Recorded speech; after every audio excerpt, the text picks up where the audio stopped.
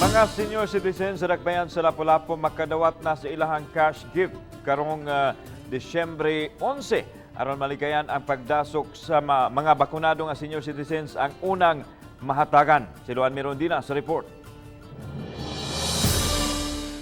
Gipasabot ni Junard Abalos, OIC sa City Social Welfare and Development Office sa Lapu-Lapu City nga parehong makadawat ang bakunado o dili bakunado nga mga senior citizens sa tag 4,000 pesos nga cash gift. Apan aron kalikayan ang ilang pagdasok nga posibleng musangpot na unya hinuon sa pagtakboy sa COVID-19, gibahin sa duha ka hugna ang distribution.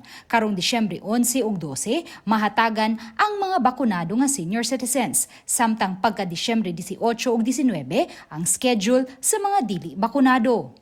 There's no discrimination. In fact, we don't want to call it party decision, no?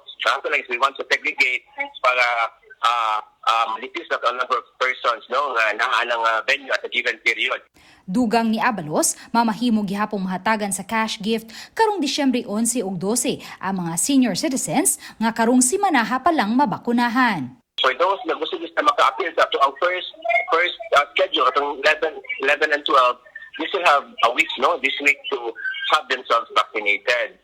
Base sa data sa Local Vaccination Operations Center sa Lapu-Lapu City, sa 40,000 ka mga senior citizens sa Dakbayan nga na master listed, 28% pa lang niini ang naka-first dose, samtang 32% ang nakakumpleto na sa duha ka dose. Uban ni Rod Prado, Luan Mirondina, Balitang Bisdak.